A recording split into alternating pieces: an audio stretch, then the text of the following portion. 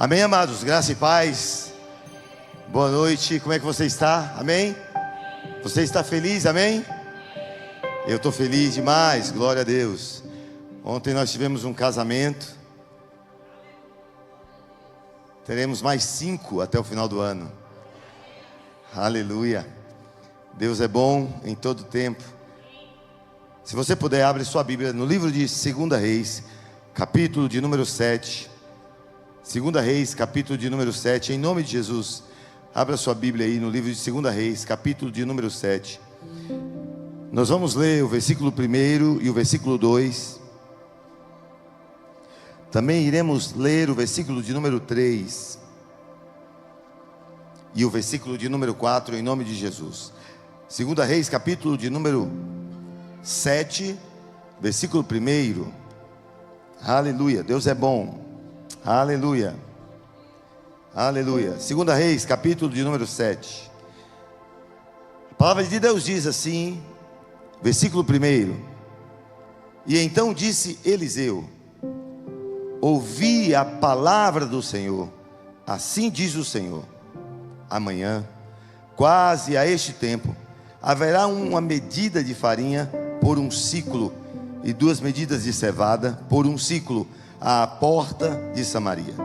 Porém, um senhor, em cuja mão o rei se encostava, respondeu ao homem de Deus e disse: eis que, ainda que o Senhor fizesse janelas no céu, poder-se-ia fazer isso? E ele disse: eis que o verás com os teus olhos, porém disso não comerás. Esses 2 versos nós lemos semana passada, e eu quero acrescentar mais 2 versos essa semana, o versículo de número 3 e o versículo de número 4. E diz assim: e 4 homens leprosos estavam à entrada da porta, os quais disseram uns aos outros: para que estaremos nós aqui até morrermos? E disse: entremos na cidade, há fome na cidade, e morreremos aí. E se ficarmos aqui, também morreremos. Vamos nós, pois, agora, e passemos para o arraial dos sírios. Se nos deixarem viver, viveremos. E se nos matarem, tão somente morreremos. Amém? Feche sua Bíblia, feche os seus olhos. Deus, em nome de Jesus, nos apresentamos diante do Senhor nessa noite, declarando a bênção do Senhor sobre essa família, a família promessa.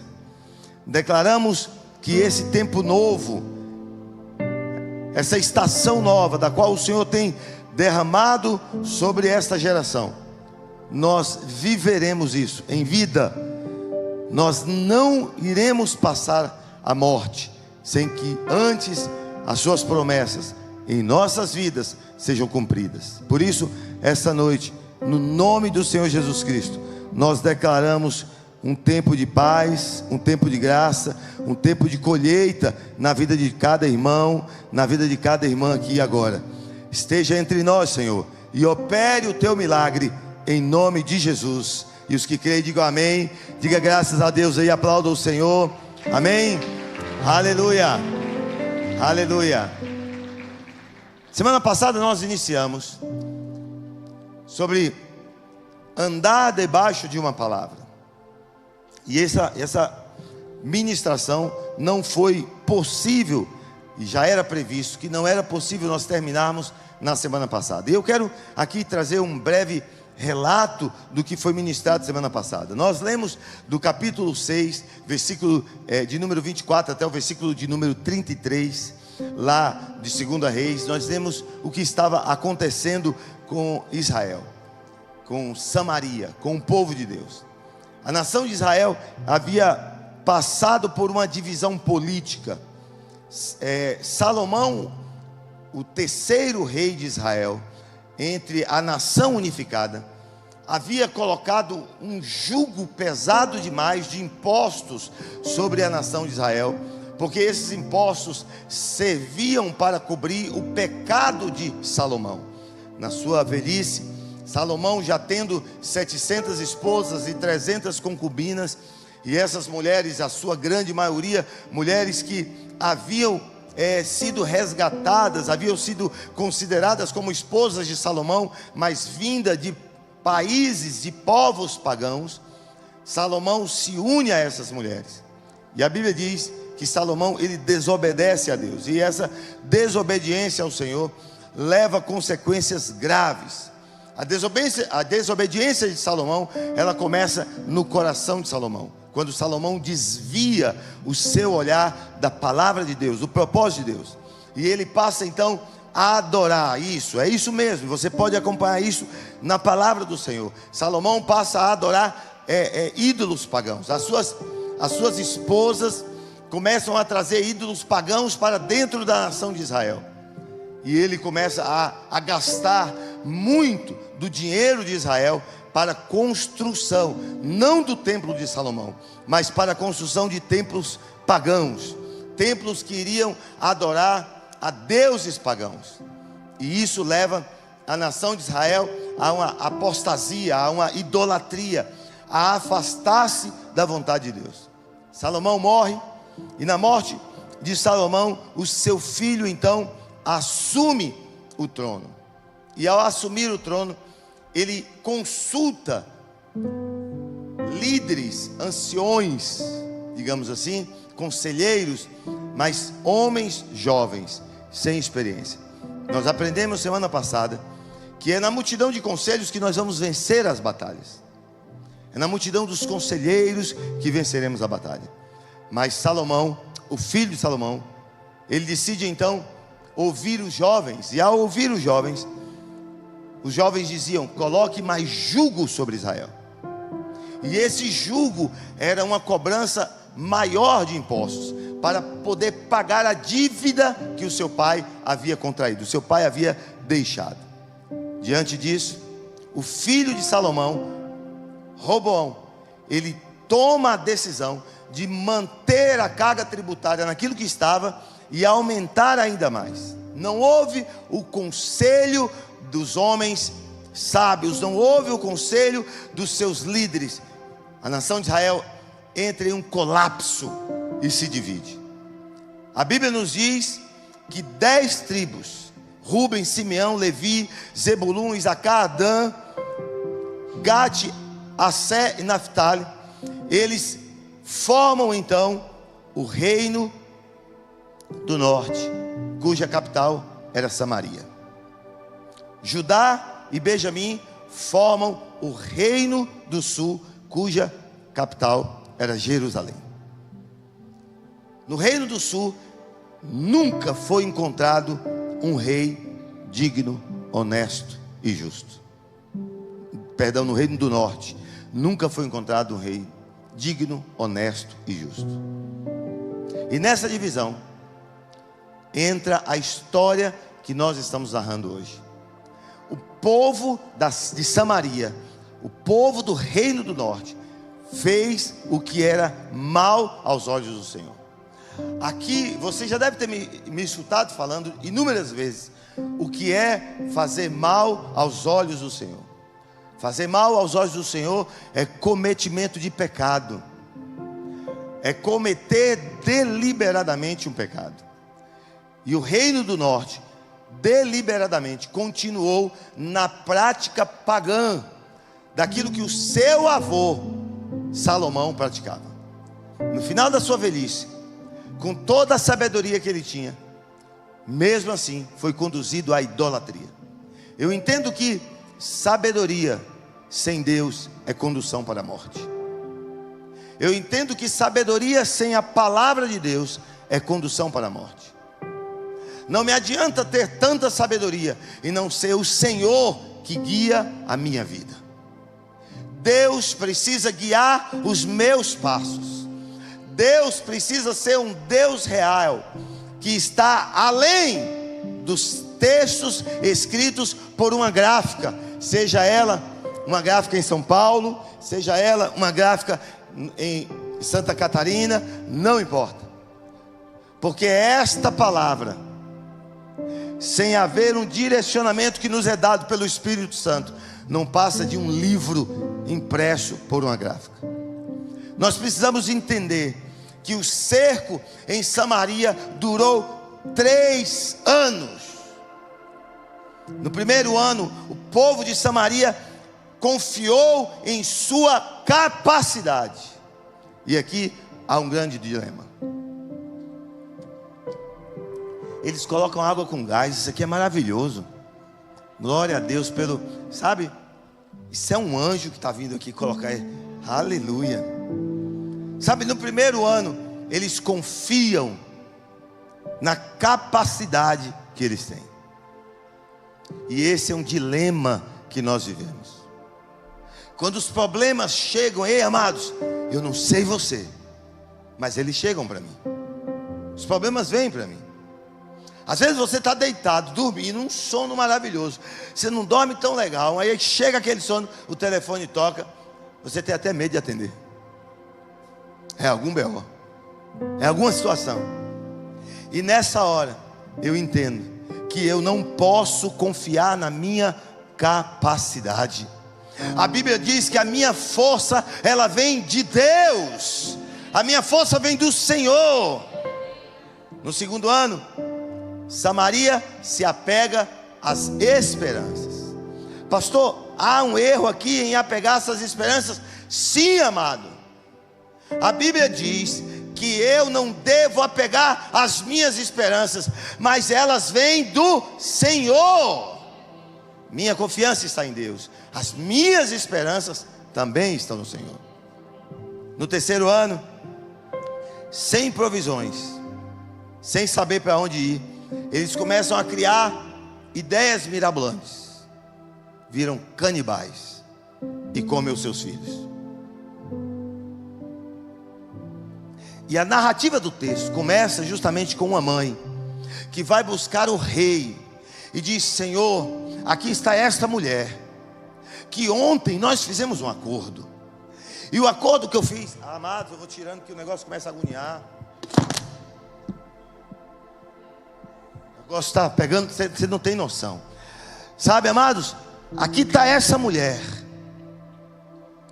Ela me fez uma promessa ontem, de que eu daria o meu filho, nós iríamos cozinhar o meu filho, iríamos comê-lo, e no dia de hoje, nós arrancaríamos a vida do filho dela, e para que nós não morrêssemos, nós comeríamos o filho dela. Mas sabe o que ela fez, majestade? Ela escondeu o filho dela. E o rei olha para ela e diz: ei, e o que eu posso fazer mediante isso? Se nem Deus vos acudiu, por que você vem até a mim? E ele arranca a roupa e por baixo estava pano de saco.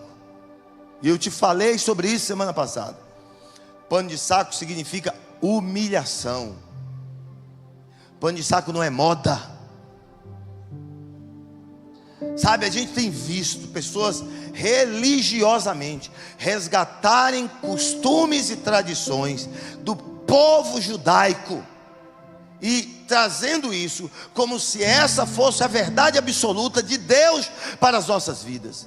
A verdade absoluta de Deus para as nossas vidas não é me vestir de pano de saco e jogar cinza sobre a minha cabeça. A verdade absoluta de Deus é vestir meu coração de pano de saco, de humilhação, e me render-se ao Senhor meu Deus.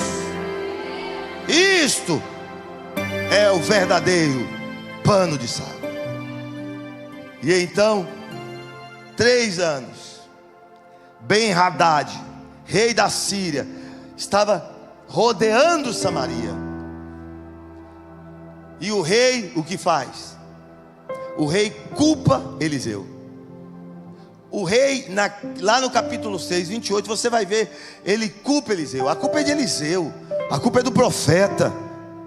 Sabe, o seco está aí, tem 3 anos de sequidão, tem 3 anos de fome.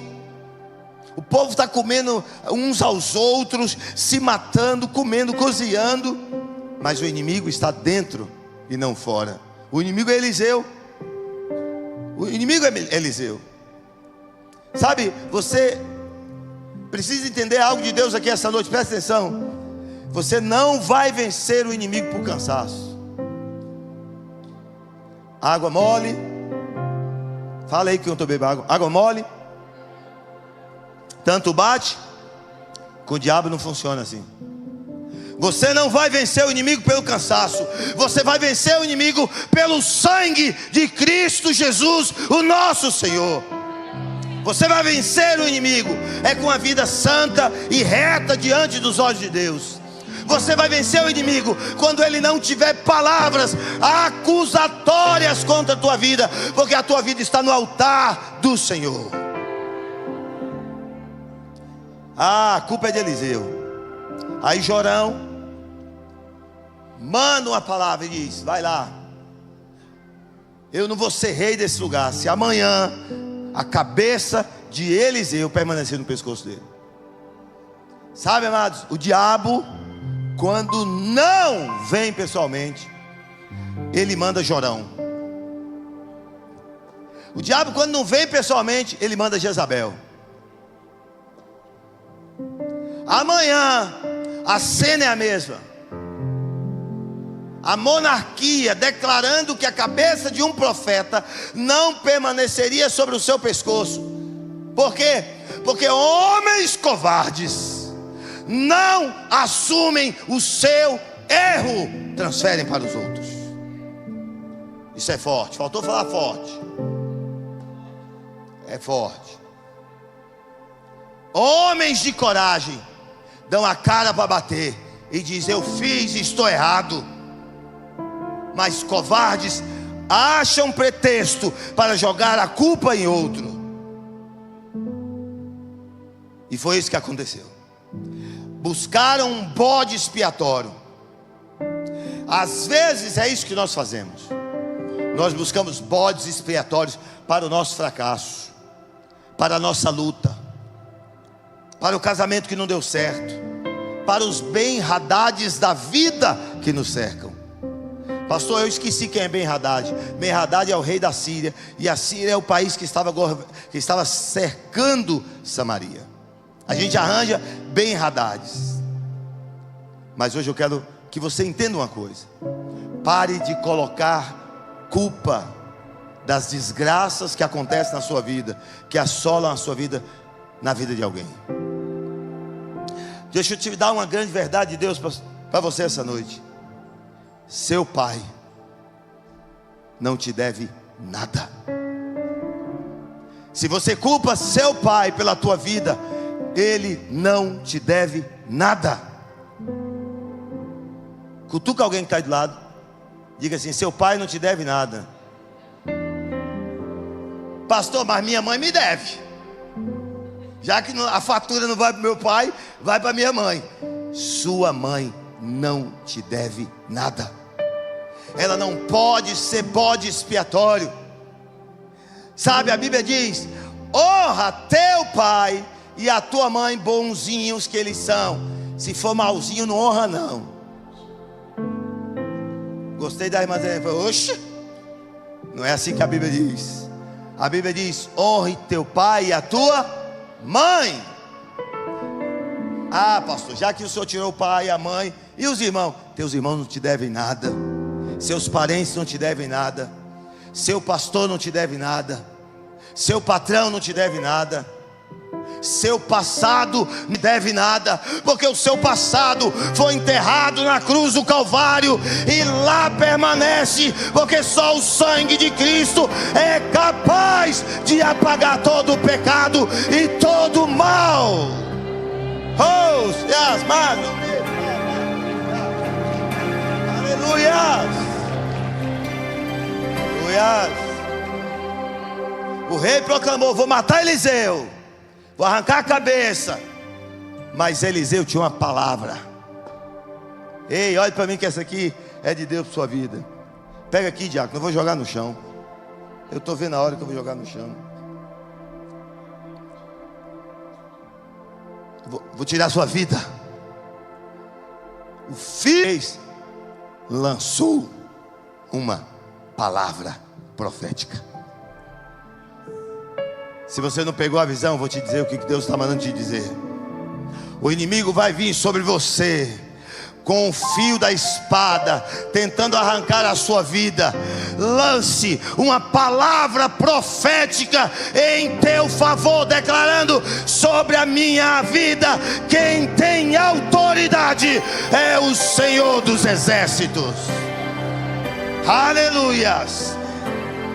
E assim como Eliseu, eu vou lançar palavras proféticas na sua vida essa noite. Deus manda dizer que o que foi destruído, Ele está reconstruindo. O que foi desolado, Ele vai voltar à habitação. O Senhor está restaurando para o louvor da glória dEle. Todo gatilho emocional, todo gatilho espiritual hereditário, eu lanço uma palavra profética na tua vida agora, está sendo quebrado em nome de Jesus. Deus está restaurando a alma ferida e libertando o cativo. Eu quero que você se prepare, porque está chegando na tua vida o tempo do avanço, o tempo novo. O Senhor está alargando as suas tendas, o Senhor está multiplicando os seus frutos, o Senhor está acelerando os processos da tua vida, o Senhor está destravando aquilo que está travado, está abrindo portas que estavam fechadas esta noite, em nome de Jesus. Talvez você diga: ah, pastor, eu sou órfão, eu fui esquecido. Deus manda te dizer: você não é órfão, você não foi esquecido. O Senhor te chama de filho, te cobre com honra, te estabelece como herdeiro da promessa e te coloca sentado à mesa junto com o Pai. Você está na mesa com o Pai. E é diante desse cenário que aparecem as nossas figuras, os 4 leprosos. Sabe, amados, tem textos na Bíblia que o Senhor me fala de forma muito profunda. Não é o fim. Não é o fim. Às vezes a gente pensa que o fim chegou, que não há mais saída para nós. Mas o Senhor manda dizer: não é o fim. O melhor de Deus está chegando para a sua vida. Sabe, os que choram serão consolados, verão com alegria o que Deus está preparando. Os leprosos aparecem na narrativa da história. A Bíblia não fala seu nome, a Bíblia não fala de onde vem, não dá descrições sobre eles, não diz seus pais, sua descendência. Não há um Gilgal aqui, uma anamnese da história deles. Mas segundo a lei de Moisés, quem fosse contraído, encontrado com lepra, era expulso da cidade. Vivia de caridade, de esmolas que eram jogadas, resto. Então eles ficam em um lugar estratégico. E eles sabiam da fome de Samaria. Estava de fora, mas sabia da fome de Samaria. Pastor, por que eles estavam aqui fora e eles sabiam da fome de Samaria? Porque eles viram o inimigo cercando. Aqui tem uma lição de Deus para você. Às vezes você vai enxergar o inimigo cercando alguém, e esse alguém que está cercado está sem forças, e você precisa entrar como intercessor, derrubando todos os demônios no nome precioso de Cristo, para que aquela pessoa consiga sair do cerco de Ben-Hadad. E então eles veem o cerco e eles começam a pensar. Sabe, amados, eles pensam: aqui nós estamos com fome. Se a gente ficar aqui, nós vamos morrer de fome. Se nós formos para Samaria, nós podemos ser apedrejados, morrer de pedra ou morrer de fome. E se nós formos para o acampamento dos samaritanos, eles podem nos matar, porque nós somos do inimigo. A gente não é deles. Ou a gente morre de fome, ou morte matada.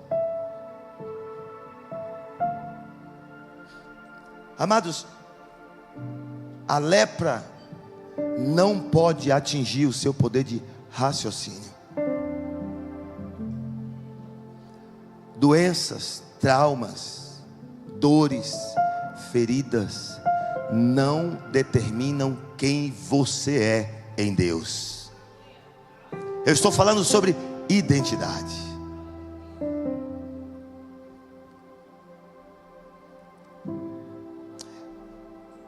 Alguns aqui sabem que eu passei por uma crise chamada calvície.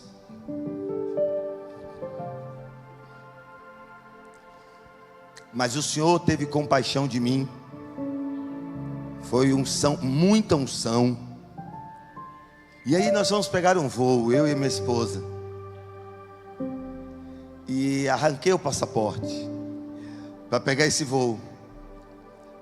E a pessoa que nos atendeu falava inglês, e o meu inglês é fantástico. E para explicar para ela que aquele ali era eu. Eu assim e eu careca lá. Ela olhou para mim e ela disse assim: a sua identidade não confere. Restou o dedo, polegar, mas a minha identidade não confere. Quando você permite que o inimigo, através de traumas, de dores, de feridas, de abusos sexuais, através de humilhações, de crenças limitantes, determine quem você é, você está escravizado. Mas quando você entende que essas coisas estão ali e serão tratadas em Deus, mas não determinam quem você é livre. E essa noite eu só vejo pessoas livres aqui. Eu só vejo pessoas saradas aqui. Eu só vejo pessoas curadas aqui. Eu só vejo pessoas que entregaram a sua vida ao Senhor Jesus. O poder do raciocínio precisa ser mantido em meio às adversidades. Eles eram leprosos, padeciam de fome, de dor, de tudo que você pensar, mas não eram leprosos na mente. Há pessoas que bastam um pequeno problema na vida, que deixam de raciocinar, de trabalhar, de produzir. E essa, eu quero que você saiba, é a intenção do diabo. O diabo tenta te paralisar, arrancar de você a lucidez, arrancar de você o poder de raciocínio. Porque Paulo diz, em Romanos capítulo 12, versículo 1 e 2, que o verdadeiro culto é o culto, e ele vem da onde? Da emoção ou do raciocínio? Do raciocínio. É um culto que você faz com razão. Você sabe o que você está fazendo. Eu quero mais de Deus. Não é a emoção que me leva, não são os sentimentos que me levam, não são as paixões que me levam, mas é a razão da compreensão mediante a fé, que eu entendo quem é Deus e que eu quero adorá-lo. Aprendemos também com os leprosos que raciocínio sem coragem não tem valor. O que a gente vai fazer? Vamos ficar aqui? Vamos seguir para lá? Ou vamos para o acampamento dos sírios? A gente precisa ter coragem para agir. Coragem para agir é correr riscos debaixo de uma palavra. Amados, não dê um passo se Deus não determinar. Mas se Deus mandar você ir, tenha coragem e vá aonde Deus lhe mandou. Amados, nós precisamos aprender que temos que andar em fé. E andar em fé é chamar à existência aquilo que não existe. Eu chamo à existência a minha cura, eu chamo à existência a minha vida, a vida com saúde, a vida com graça. Eu chamo à existência para as solteiras aí um marido bom, para os solteiros uma esposa boa, e para aqueles que querem fazer o celibato, um celibato em Cristo Jesus, porque os celibatários também devem entregar isso ao Senhor. Nós somos instruídos pelos leprosos a fazer algo fantástico. Aí eles caminham e vão em direção ao exército dos inimigos. No meio do caminho, amados, você está ouvindo o meu passo? Você está ouvindo? Não. Mas assim eram os passos daqueles leprosos. Mas para os sírios, os passos eram. Pegou a visão? Não quebra não. O vídeo é bom. Foi doado pelo irmão. Os sírios começaram a ouvir o passo do exército de Samaria, que havia contratado outro exército e outro exército para vir contra eles. E eles se reúnem num concílio rapidinho, chama o pastor, chama todo mundo, Léo, encosta aqui, vamos todo mundo. Rapaz, o inimigo está vindo, o que é que a gente faz? Combate ele ou vamos embora? Deixa eu te falar, quando você entender que o sangue de Cristo tem poder, você não precisa estar com mais ninguém, porque você e Deus é a maioria em qualquer batalha, em todas as batalhas e em qualquer lugar que você for. Você e Deus é a maioria. Você sabia que é uma covardia levar Deus para brigar com alguém? Vamos ali, Deus, uma briga ali. É uma covardia. Somos a maioria. E eles começam a caminhar. E quando eles chegam no acampamento dos sírios, eles não veem o inimigo. O inimigo não tem coragem ante o nome precioso de Jesus. O inimigo bate em retirada ante o nome de Jesus. Sabe o que o inimigo tem? Falácia. Sabe o que o inimigo tem? Engano. Sabe o que o inimigo tem? Palavras torpes. Coragem ele não tem, porque coragem é um atributo que vem de Deus, e somente Deus pode dar. E ele não deu a Satanás. E Satanás bate em retirada quando você levanta a tua voz em favor da tua casa, em favor da tua família, em favor dos seus. Pastor, está doendo.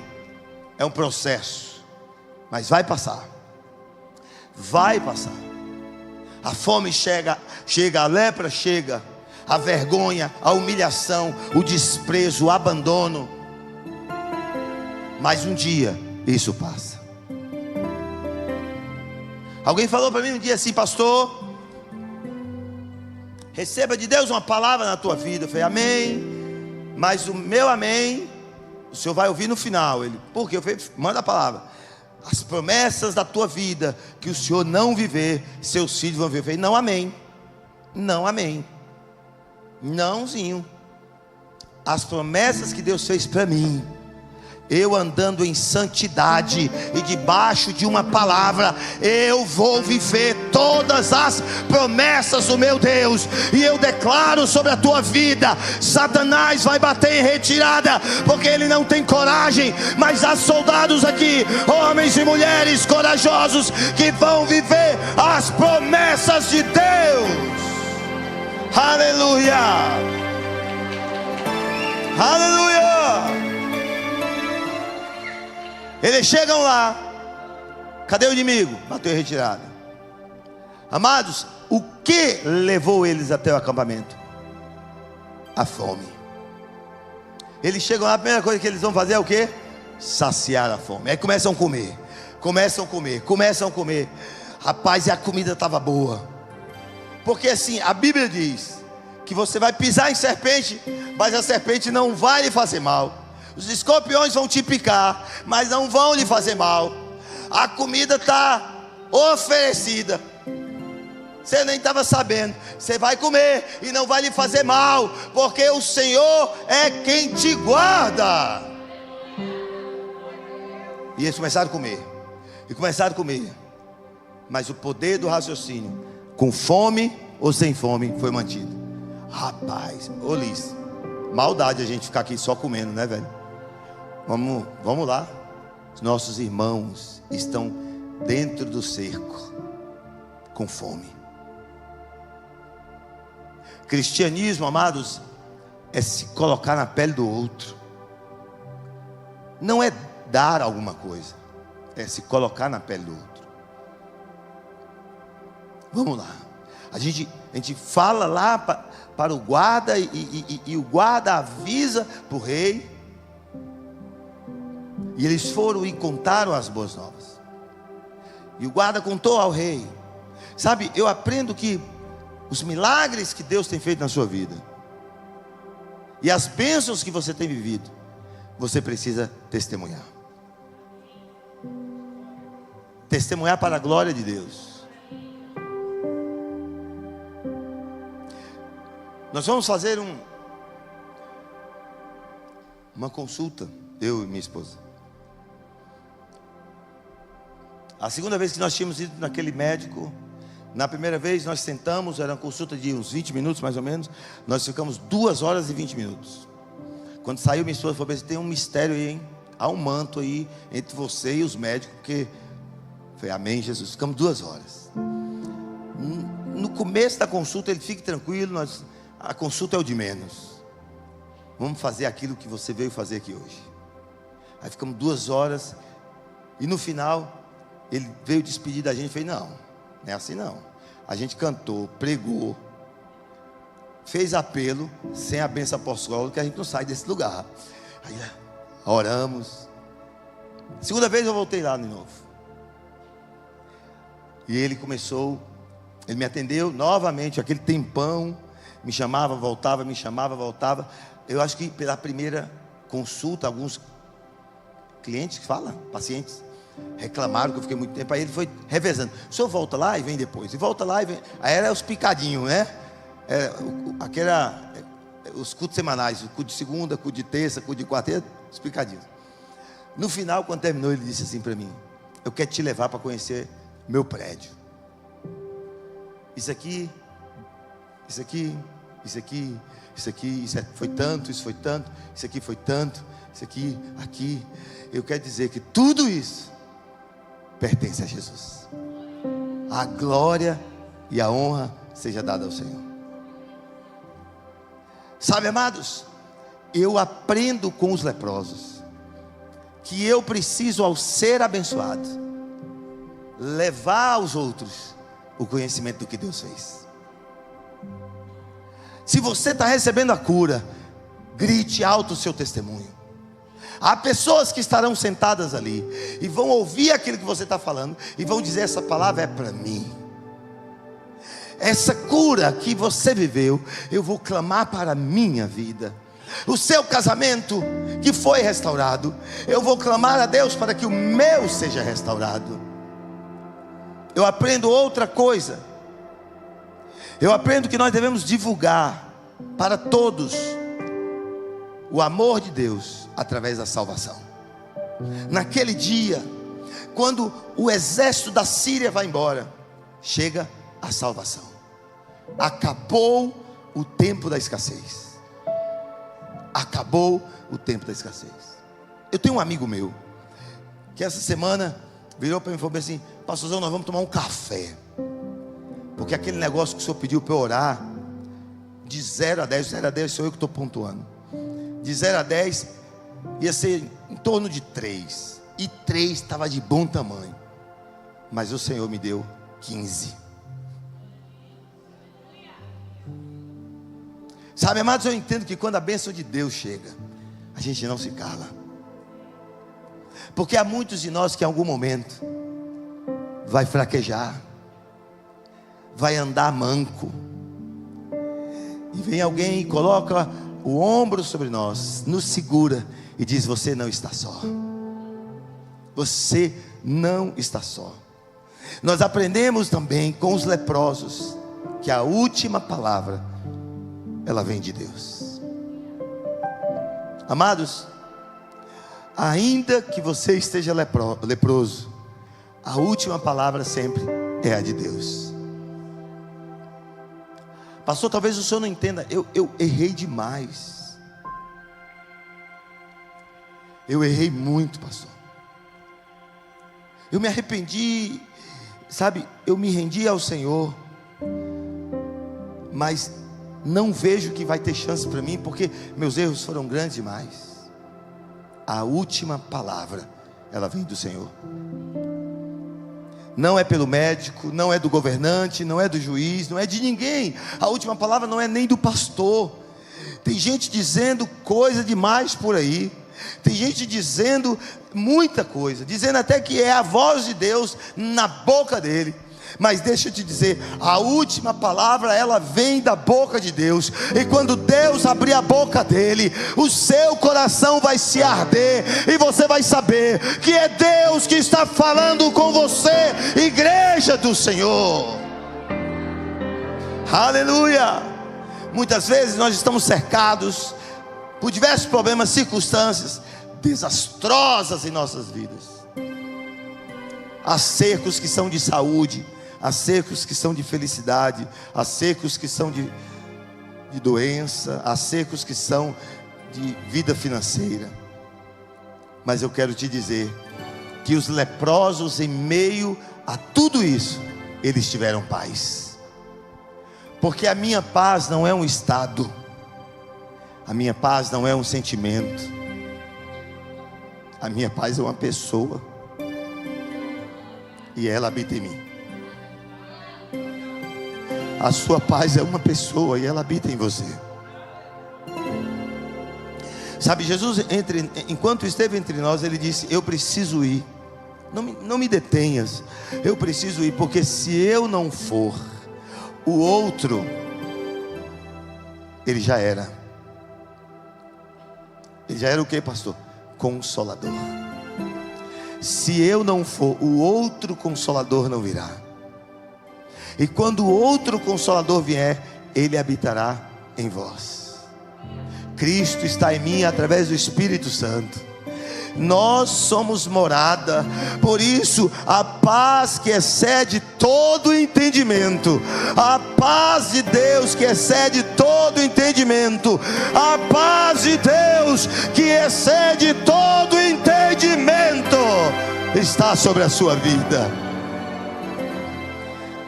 Eu vejo famílias dentro da igreja pregando sobre prosperidade, mas não pregam sobre a paz que excede todo entendimento. E essa noite eu quero falar sobre a paz que excede o entendimento. Ben-Hadad pode estar aqui com os seus exércitos, mas o Senhor já está aqui com os seus anjos ministradores. Sabe, a estratégia do inimigo sempre foi a mesma: de distanciar a nossa vida de Deus, de nos cercar, de ir minando as nossas forças, de ir nos cansando, fazendo com que as nossas provisões se acabem, fazendo com que nosso sustento vá embora. Mas nós precisamos entender que Satanás já é derrotado, ele já é vencido. Ei, amados, olha o que a Bíblia diz: Ei, amados, olha o que a Bíblia diz: maior é aquele que está em nós do que aquele que está no mundo. Aleluia, aleluia. Ele é maior. Amados, essa noite estamos sendo chamados para vir e voltarmos aos braços do Deus vivo, o verdadeiro Deus, aquele que tem o nome Jeová Jireh. Jeová Jireh. Nessa noite não é somente um culto, mas é uma noite profética. Vidas estão sendo restauradas. Há a presença de Deus. Amados, eu quero dizer para você que os milagres de Deus estão em todas as partes. Os milagres de Deus são a bondade de Deus conosco. Enquanto eu estou ministrando, se você tem uma enfermidade, discretamente, ninguém precisa ver, coloca a mão sobre essa enfermidade, comece a declarar palavras proféticas. Milagres não são coisas que acontecem para estranhos, ou não são coisas estranhas que acontecem. Milagres são coisas conhecidas, que acontecem para pessoas conhecidas de Deus. Milagres são para os filhos de Deus. Amados, milagres são para vocês. Milagres são para os seus irmãos. Milagres são para os seus familiares. Milagres são para os seus pastores. Milagres são para vocês em qualquer circunstância. Amados, milagres são Deus, e Deus é perdão. Por isso essa noite Deus está gerando milagres nesse lugar. Há sofrimentos que vêm em nossa vida para que nós possamos mudá-la. E aí a gente pergunta: Deus, onde o Senhor está? E Ele diz: eu estou aqui, eu vou tirar essa enfermidade agora, mas você vai mudar. As aflições podem vir, mas você não está só. E não importa onde você estiver, Deus está com você. Deus está contigo. Sabe, amados, Jesus na cruz, Ele disse: Eli, Eli, lama sabachthani. Deus meu, por que me desamparaste? Aquilo que Jesus sentia é o que nós sentimos, mas a sua natureza santa disse: todavia.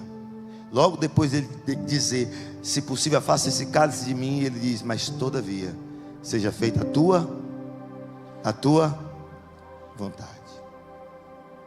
Qual era a vontade de Deus? Era que Cristo fosse para o Calvário, para que eu e você tivesse a vida eterna, uma vida de graça, uma vida de abundância, uma vida onde nós, pelo poder que há na fé, possamos vencer.